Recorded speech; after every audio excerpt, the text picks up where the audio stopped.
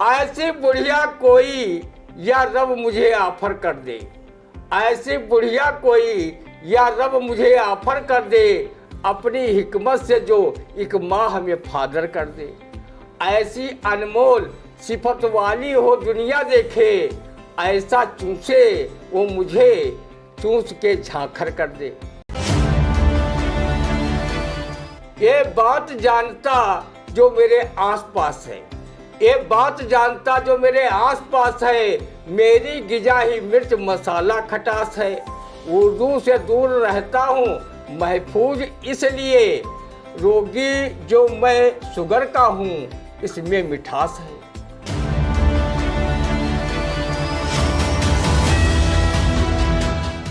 नमस्कार, स्वागत है आप सभी का आई इंडिया के खास कार्यक्रम रंदा में। खबरों पर रंदा चलाने के लिए आई इंडिया के स्टूडियो में मौजूद हैं वरिष्ठ पत्रकार, कवि एवं रंगकर्मी ज्ञान प्रकाश सिंह प्रतीक जी। तो प्रतीक जी, आपका बहुत बहुत स्वागत है आई इंडिया के स्टूडियो में। आज की खबर की पहली शुरुआत करेंगे जहां कूरेभार सुल्तानपुर के मोची रामचेत ने कहा कि राहुल गांधी की शादी में भेंट करूंगा लाल रंग के जूते। अरे भाई, अब मोची रामचेत ने क्यों कह दिया कि राहुल गांधी की शादी में लाल रंग के जूते ही भेंट करेंगे? तो ऐसे गिफ्ट पर क्या कहेगा रंदा, सुनते हैं।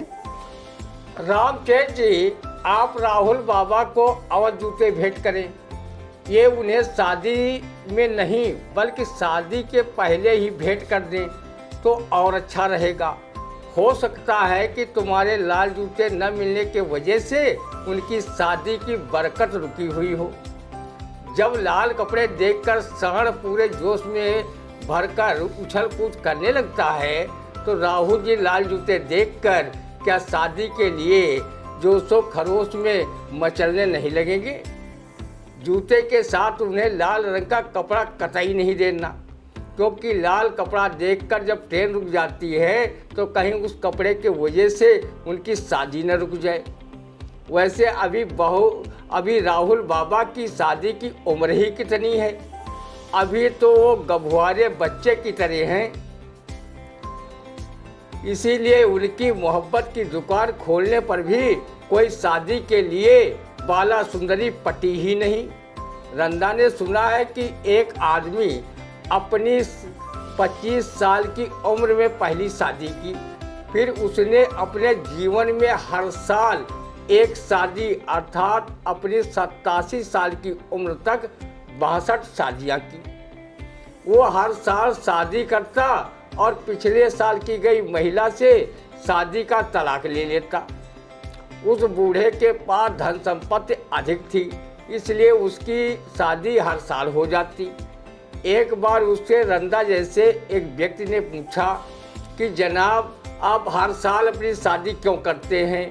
तो उस बूढ़े व्यक्ति ने कहा कि जब मेरी नई नवेली दुल्हन के साथ 7 फेरे लेने का समय आता है तो पंडित जी कहते हैं जल्दी से लड़के को मंडप में बुलवाइए, शादी का मुहूर्त निकला जा रहा है। शादी में मुझे 87 साल में भी पंडित जी द्वारा लड़का होने का सम्मान दिया जा रहा है, तो फिर मैं इस शादी करने के रस्म को कैसे तोड़ दूँ? यहाँ तो राहुल गांधी की उम्र मात्र 52-53 साल की है, अभी 60 साल के भी नहीं हुए हैं। जो रंदा उनके लिए कहावत कह सके, साठा तब पाठा, अर्थात 60 वर्ष में आदमी बिल्कुल पट्ठा माना जाता है। किसी शायर ने भी कहा है, बुढ़ापे में जवानी से अधिक जोश होता है, फपकता है चिरागे गुल कि जब खामोश होता है। बूढ़ों के संबंध में किसी कवि ने कहा है कि उनके इसका भी सिलसिला चला करता है। कौन कहता है कि बुढ़ापे में इसका सिलसिला नहीं होता? आम तब तक मजा नहीं देता जब तक पिलपिला नहीं होता। राहुल गांधी वाली उम्र में अगर रंदा की शादी न हुई होती तो लोग रंदा को चिढ़ाने के लिए किसी कवि की ये पंक्तियां जरूर सुना देते। शादी की चाह बढ़े जब ही तब 15, 20, 25 लो की जय, 30 भये तब खीस भये, 40, 50 में नाम न लीजिए, और 60 बरस पे नाम जो लेवे, निकाल के जूता चांद पे दीजिए। रंदा अगर आपकी उम्र तक कुंवारा रहता तो वो कोई कमसिन कुमारी के साथ नहीं बल्कि किसी बुढ़िया से शादी करने की तमन्ना शायर महफूज रहमानी के इन शेरों की भावार्थ की तरह अपने मन में रखता। ऐसी बुढ़िया कोई या रब मुझे ऑफर कर दे, ऐसी बुढ़िया कोई या रब मुझे ऑफर कर दे, अपनी हिकमत से जो एक माँ हमें फादर कर दे। ऐसी अनमोल सिफत वाली हो दुनिया देखे, ऐसा चूसे वो मुझे चूस के झांखर कर दे। कांग्रेस की सरकारों में सभी प्रधानमंत्री शादीशुदा ही रहे हैं और भाजपा में कुंवारे या विवाहित कुंवारे ही प्रधानमंत्री रहे हैं। माननीय अटल बिहारी वाजपेयी और माननीय नरेंद्र मोदी इसके साक्षात उदाहरण हैं। हो सकता है कि प्रधानमंत्री पद की बरकत बगैर शादी के रुकी पड़ी हो राहुल जी, इसलिए रंदा की भी नेक सलाह है कि मोची रामचेत के हाथों से बने लाल जूते पहनकर शादी कर ही डालिए, ताकि रंदा भी तुम्हें देश का पीएम बनता देख सके। देखिए, मोची रामचेत ने कहा कि जब राहुल गांधी जी की शादी होगी तो उन्हें वो लाल जूते भेंट करेगा, लेकिन नंदा कह रहे भाई मोची रामचेत जी, आप पहले ही जो है उन्हें वो जूते दे दीजिए, शायद आपके जूते से ही जो है बरकत रुकी हो शादी की, तो इसलिए पहले जूते दे दीजिए और शायद लाल रंग का जूता देख जो है शादी के लिए उत्सुकता बढ़ जाए। फिलहाल अगली खबर, जहां उर्दू को विधानसभा की कार्यवाही में शामिल करने की सपा की मांग पर सीएम योगी आदित्यनाथ ने कहा कि अपने बच्चों को अंग्रेजी और दूसरों को उर्दू पढ़ाकर मौलवी बनाना चाहते हैं सपाई। उन्होंने कहा कि देश को कठमुल्लापन की ओर ले जाना चाहती है सपा। ये बड़ा बयान दिया था सीएम योगी आदित्यनाथ ने और जिसके लिए विधानसभा में काफी हंगामा भी हुआ था। अब उस कठमुल्लापन पर क्या कहेंगे रंदा, सुनते हैं। लो कर लो बात, अब भाषा को लेकर भी शुरू हो गई पक्ष विपक्ष की राजनीति। जो उर्दू भाषा हिंदी के साथ मिलकर बोली में मिठास घोलती है और उसे हर एक व्यक्ति चाव से बोलता और सुनता है, उस पर भी राजनीति। रंदा ने पहली बार अपने महाज्ञानी, विज्ञानी, स्वाभिमानी, सनातनी सीएम योगी आदित्यनाथ के मुखारबिन से सुना कि उर्दू पढ़ने वाला मौलवी वह कठमुल्ला बनता है। सीएम योगी के मुंह से ऐसी बात सुनकर हिंदी, उर्दू व अन्य भाषाओं के प्रेमी रंदा सरीखे लोगों को काफ़ी दुख पहुंचा है और सोचने पर विवश हुए हैं कि क्या मुंशी प्रेमचंद, फिराक गोरखपुरी, अदब गोंडवी जैसे हिंदू शायर व हिंदू धर्म में जन्मे महान उर्दू लेखक व शायर कठमुल्लापन के शिकार थे, जिन्होंने अपनी साहित्यिक कृतियों में हिंदी के साथ साथ उर्दू भाषा का समावेश किया है। सीएम योगी जी को भी मालूम है कि उत्तर प्रदेश में हिंदी और उर्दू दो ही मान्य भाषाएं हैं। हिंदी की उपभाषाओं के अंतर्गत अवधी, ब्रज, कन्नौजी, बैसवारी, भोजपुरी, बुंदेली भाषा आती है। जब विधानसभा में हिंदी की उपभाषाओं तथा विदेशी भाषा आंग्ल भाषा अर्थात अंग्रेजी भाषा को बोलने की अनुमति दी जा सकती है, तो उर्दू को क्यों नहीं। उर्दू केवल मुसलमानों व मौलवियों की भाषा नहीं है, ये हिंदी की ही तरह सर्वमान्य भाषा है। इसे किसी मजहब से जोड़ना इसके साथ घोर नाइंसाफी है। इस भाषा के बगैर हिंदी भाषा में मिठास नहीं। इस भाषा ने देश को नामचीन शायर व लेखक दिए हैं। एक तरफ योगी जी आप उर्दू को कठमुल्लापन देने वाली व मौलवी बनाने की भाषा बता रहे हैं, वहीं दूसरी ओर आपने जो शेर पढ़ी उसमें भी उर्दू के अनेक शब्द थे। प्रधानमंत्री भी अपने भाषणों में उर्दू शेरों को पढ़ते रहते हैं।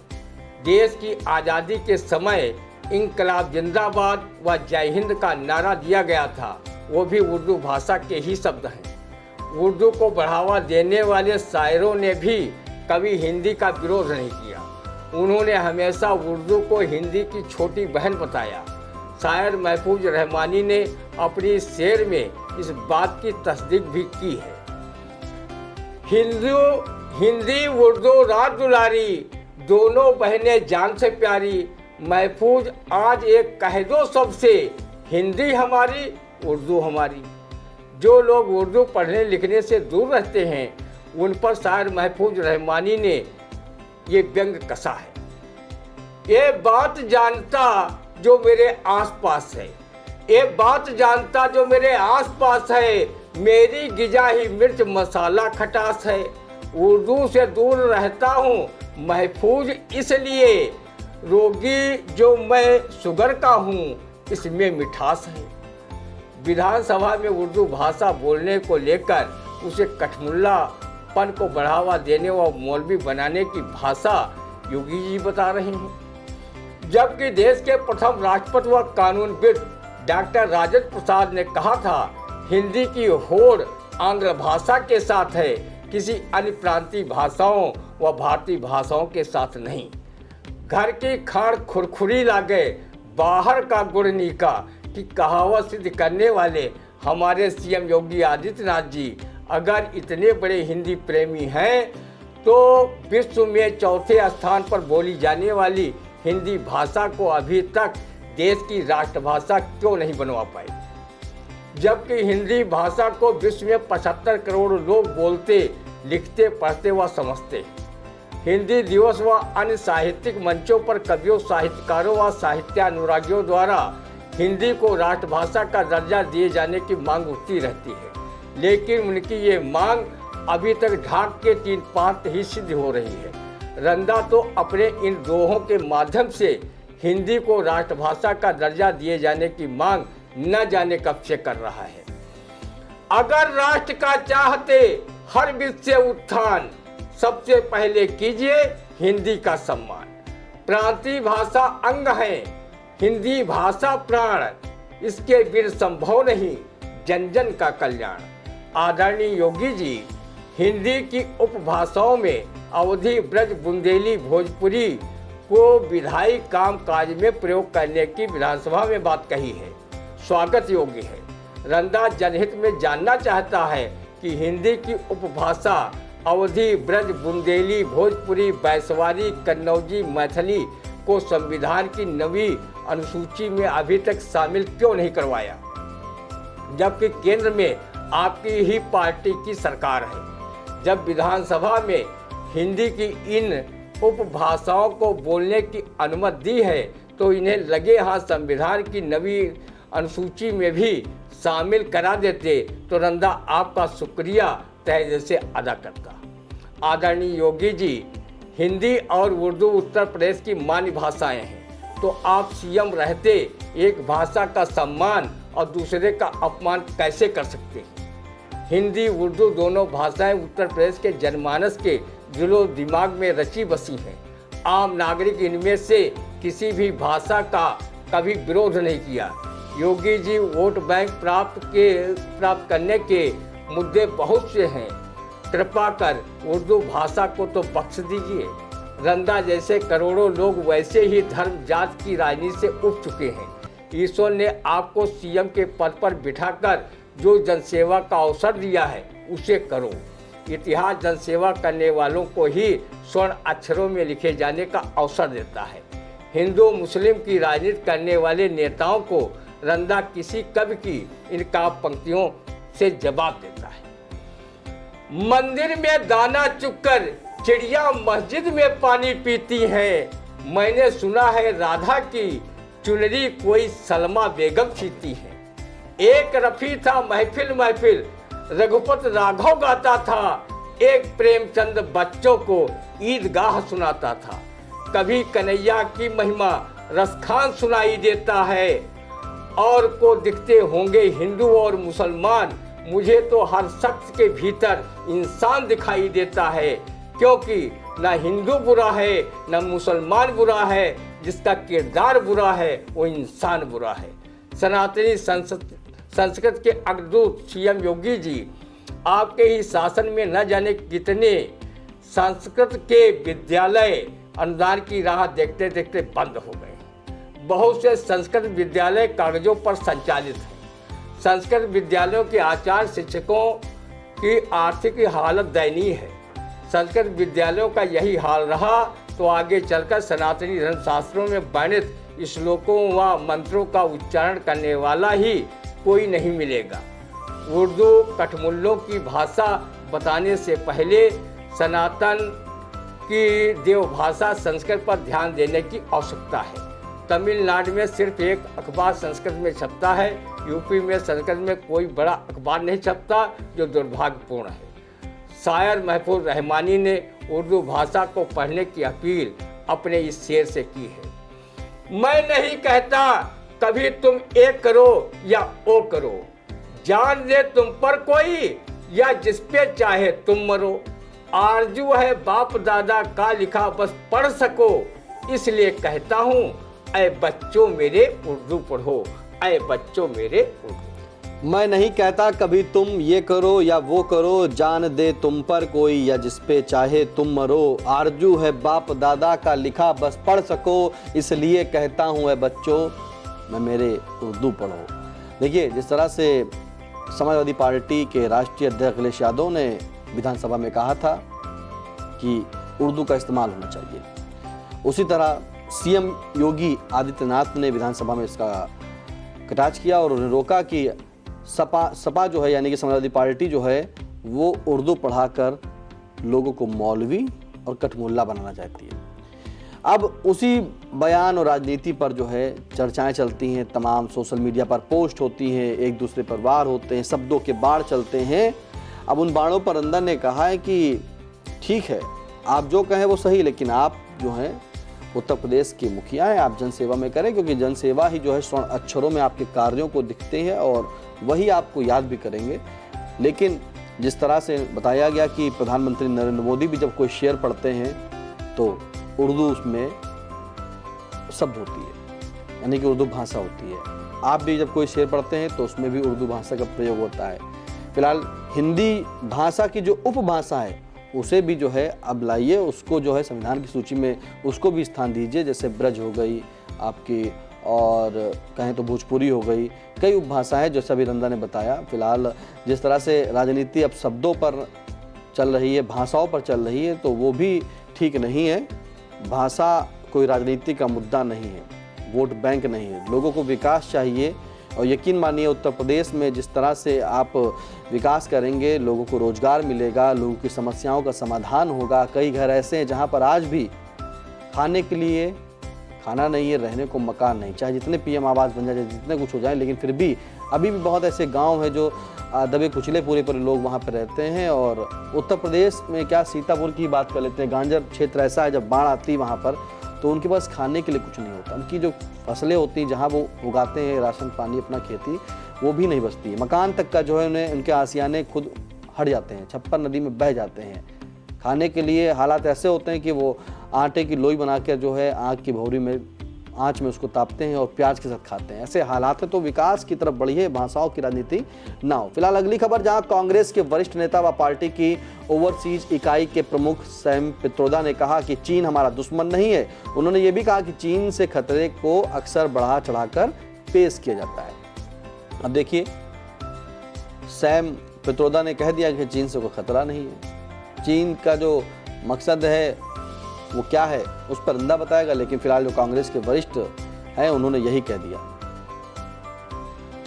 सैम पित्रोदा व उनके बयान की देशभक्त रंदा राष्ट्रवासियों की ओर से सेम करता है। रंदा देश हित में जानना चाहता है कि 1962 के युद्ध में क्या चीन ने 40,000 वर्ग किलोमीटर भूभाग पर कब्जा नहीं किया था, जिसे उसने आज तक वापस भारत को नहीं दिया है। बेहयाईपूर्ण बयान देने वाले सैम पित्रोदा क्या बताएंगे कि इस गलवान घाटी में हमारे भारतीय सेना के 22 जवानों को चीनी सैनिकों ने शहीद नहीं किया था? क्या कोई दोस्ती में सैनिक शहीद करता है? चीन ने भारतीय सीमा में घुसकर 2 कस्बे तक बसा लिए, जहां तक पहले पॉइंटों पर भारतीय सैनिक गश्त करते थे, अब वो कई पॉइंटों तक गश्त नहीं कर पा रहे। सीमा विवाद को लेकर करीब 2-2.5 साल से सैन्य स्तर पर बातचीत का दौर जारी है। जैसे काम चीन कर रहा है वैसे काम कोई दोस्त नहीं बल्कि दुश्मन ही कर सकता है। क्या वो भारत को अस्थिर करने में पाकिस्तान की मदद नहीं कर रहा है? नक्सलवाद की समस्या बढ़ाने के लिए नक्सलियों व अर्बन नक्सलियों को अवैधानिक तरीके से धन व गोला बारूद चुपके चुपके नहीं उपलब्ध करा रहा है। रंदा ये डंके की चोट पर कह सकता है चाहे विपक्ष हो या मौजूदा सत्ता पक्ष चीन की हरकतों पर ज़्यादा तवज्जो नहीं दे रहा है। इस कारण से चीन का दिनों दिन दुस्साहस बढ़ता ही जा रहा है। हमारे विश्व गुरु डंकापत नॉन बायोलॉजिकल प्रधानमंत्री नरेंद्र मोदी ने चीन के घुसपैठ मुद्दे पर कहा था, न कोई हमारी सीमा में घुसा है न घुसपैठ की है, जबकि मीडिया रिपोर्टों के अनुसार चीन ने भारतीय सीमा में घुसकर 2 कस्बे बसा लिए। वो अरुणाचल प्रदेश की सीमाओं पर बसे भारतीय गांवों के नाम तक चीन बदल रहा है और एक कांग्रेस नेता के नाम पर कलंक सैम पित्रोदा कह रहा है कि चीन हमारा दुश्मन नहीं। जो चीन भारत के साथ गिरी हरकतें कर रहा है, क्या कोई मित्र देश अपने मित्र देश के साथ ऐसी निम्न हरकतें करता है? सेम का हकदार सैम पित्रोदा को चाहिए कि वो भारत छोड़कर चीन चला जाए और वहां जाकर अपने मित्र धर्म का पालन करे। भारत को रंदा जैसे 140 करोड़ लोगों के भरोसे पर छोड़ दे। वो चीन की हरकतों का माकूल जवाब देने के लिए काफ़ी हैं। सैम पित्रोदा जैसे नेताओं की वजह से कांग्रेस रसातल में चली गई है। ऐसे नेताओं को जब तक नेतृत्व कान पकड़कर बाहर का रास्ता नहीं दिखाएगा, तब तक सैम पित्रोदा, मणिशंकर अय्यर, दिग्विजय सिंह जैसे लफ्फाज व बयानबी नेता कांग्रेस की नैया डुबोने का कार्य करते रहेंगे। कांग्रेस के राष्ट्रीय अध्यक्ष मल्लिकार्जुन खड़गे, सोनिया गांधी, राहुल गांधी व अन्य पार्टी के वरिष्ठ नेताओं को चाहिए कि वो आस्तीन में छिपे सर्पों को खोजकर उन्हें पार्टी से बेआबरू करके निकाल दें। पार्टी में ऊर्जावान व कर्मठ नेताओं को आगे बढ़ाना चाहिए। जैसे बयान सैम पित्रोदा ने चीन को लेकर दिया है, ऐसे बयान भी नेताओं को तो चुल्लू भर पानी में डूबकर मर जाना चाहिए। जिस चीन ने 1962 में हिंदी चीनी का नारा देकर भारत की पीठ पर छुरा घोंपा था, उस चीन के राष्ट्रपति जिनपिंग भारत आकर पीएम मोदी के साथ झूला झूलते हैं। बाद में सीमा पर हमारे 22 सैन्य जवानों को शहीद करा देते हैं। तत्कालीन प्रधानमंत्री श्रीमती इंदिरा गांधी ने भारतीय सैनिकों से चीन के मुंह से सिक्किम छिनवा लिया था। तब चीन हेकड़ी दिखाना तो दूर, एक शब्द भी नहीं बोल पाया था। इंदिरा जी ने 1962 का बदला 1967 में सिक्किम छीन कर लिया था। इस बात की तस्दीक ओज के राष्ट्रवादी कवि रजनीश मिश्र ने अपनी इस कविता में भी की है। सिक्किम छीन लिया, छाती पर चढ़कर बोल नहीं पाए, शायद भारत के सैनिक की हिम्मत तोल नहीं पाए। मौका मिला बहादुर अपने नानी याद दिला देंगे और तिरंगा बीजिंग में घुसकर फहरा देंगे। माना तो तमंचे बहुत बनाए हैं और टैंकों के दम पर बढ़ आए हैं। न्यूक्लियर बम सभी धरे रह जाएंगे। जिनपिंग हम तेरी औकात दिखाएंगे। तुझ पर पहले से ही काबिज मेरे भोले बाबा है। मानसरोवर कहते जिसको वो भंडारी बाबा हैं। एक तमन्ना अंतर मन में हिंदुस्तानी पाले हैं। हर सैनिक के उर्मे उभरे 62 वाले छाले हैं। एक बार फिर युद्ध ठने, बस यही लालसा भारी है और फिर से तिब्बत को भारत में लाने की तैयारी है। बिल्कुल, देखिए सही कहा कि चीन के लिए कहा है कि एक बार फिर युद्ध ठने, बस यही लालसा भारी है, फिर से तिब्बत को भारत में लाने की तैयारी है। सैम पित्रोदा कांग्रेस के नेता हैं और उन्होंने जिस तरह से कहा है कि चीन को सही बताया है और चीन के साथ दोस्ती तरीके निभाई है। कहा है कि जो चीन करता है उससे बढ़ चढ़ कर हम लोग यहाँ बताते हैं। ऐसा नहीं है। अगर ऐसा है तो फिर भाई कांग्रेस को जो है इन लफाजी जोदार नेता हैं उन्हें निकाल देना चाहिए और ऐसे नेता रखें जो कर्मठ हो, इस तरह की बयानबाजी ना दें। और हाँ, रंदा ने साफ कहा है कि सैम पित्रोदा, अगर तुम्हें चीन सही लग रहा है तो तुम भारत छोड़ के चीन जा सकते हो। लेकिन रंदा ने यह भी कहा कि जब युद्ध ठने, मतलब यहाँ भारत के लोग चाह रहे कि एक बार फिर युद्ध ठने, बस यही लालसा भारी है और फिर से तिब्बत को भारत में लाने की तैयारी है, फिर से तिब्बत को भारत में लाने की तैयारी। फिलहाल कैसा लगा आज का रंदा, कमेंट करके जरूर बताइएगा। कोई सुझाव हो तो भी कमेंट के माध्यम से दे सकते हैं, कोई खबर हो तो भी खबर आप कमेंट के माध्यम से दे सकते हैं। और हाँ, कमेंट के माध्यम से कहीं भी आपको कोई जानकारी मिल रही हो, हमारी वेबसाइट है आई इंडिया की, तो वहाँ पर आप गूगल पर जा करके जो है वेबसाइट को, उस पर कॉन्टेक्ट नंबर्स हैं, उस पर संपर्क कर सकते हैं, बता सकते हैं कोई खबर हो। फेसबुक पर जो है फॉलो कर सकते हैं, मैसेंजर कर सकते हैं, साथ में इंस्टा पर भी आप जो है फॉलो करके हमसे जुड़ सकते हैं। यूट्यूब तो आपका अपना पसंदीदा चैनल जो आई इंडिया है वो यूट्यूब पे लगातार आपका प्यार और स्नेह पा रहा है, जिसके चलते दिन प्रतिदिन जो है बढ़ भी रहा है। फिलहाल अब दीजिए इजाजत, फिर मिलते हैं आपसे अगले कार्यक्रम के लिए, तब तक के लिए दीजिए नमस्कार। Sai Sanjivani hospital, station road, Sitapur. Sitapur का पहला मल्टी स्पेशलिटी हॉस्पिटल, जहां आपको जनरल फिजिशियन, हड्डी रोग, स्त्री रोग, जनरल सर्जरी, नाक कान गला और न्यूरो के डॉक्टर उपलब्ध हैं। साई संजीवनी में आयुष्मान कार्ड धारकों का मुफ्त इलाज और टीपीए कार्ड धारकों के लिए कैशलेस सुविधा उपलब्ध की गई है। हॉस्पिटल में आईसीयू, वेंटिलेटर, बाईपैप व डायलिसिस की सुविधा भी उपलब्ध है। Sai Sanjivani hospital, station road, Sitapur. आपका बहुत बहुत आभार। महज 28 दिनों में 1,20,00,000 दर्शकों की संख्या हुई पार। हर रोज 4.5 लाख लोग आई इंडिया को रहे देख। 2,10,000 घंटे किया जा रहा वॉच। 17,000 नए बने सब्सक्राइबर। प्रतिदिन नए कीर्तिमान गढ़ रहा। खबर आपकी, नजर हमारी वाला आपका आई इंडिया। आई इंडिया को मिल रहे प्यार के लिए आपका तहे दिल से शुक्रिया।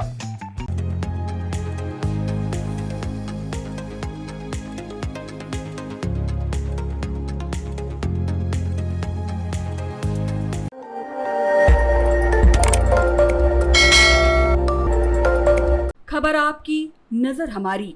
देखते रहिए आई इंडिया।